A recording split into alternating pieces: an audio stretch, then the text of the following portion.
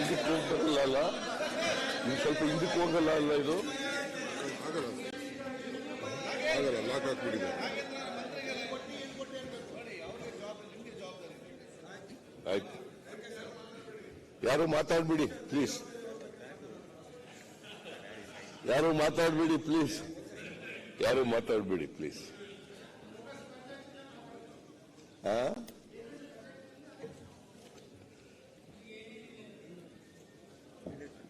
ಸನ್ಮಾನ್ಯ ಸಭಾಧ್ಯಕ್ಷರೇ,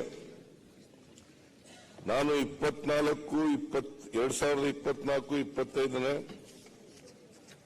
ಸಾಲಿನ ಆಯವ್ಯಯವನ್ನು ಸದನದ ಮುಂದೆ ಮಂಡಿಸುತ್ತಿದ್ದೇನೆ.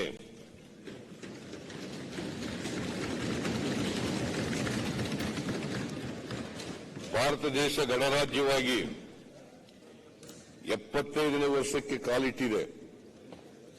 ಈ ಸುಸಂದರ್ಭದಲ್ಲಿ ನನ್ನ 15ನೇ ಆಯವ್ಯಯವನ್ನು ಮಂಡಿಸಲು ಹರ್ಷಿಸುತ್ತೇನೆ. ಡಾಕ್ಟರ್ ಬಾಬಾ ಸಾಹೇಬ್ ಅಂಬೇಡ್ಕರ್ ಅವರು ರೂಪಿಸಿದ ಸಂವಿಧಾನದ ಆಶಯದ ಪಬ್ಲಿಕ್ ವಾಯ್ಸ್, ಇದು ನಿಮ್ಮ ಧ್ವನಿ.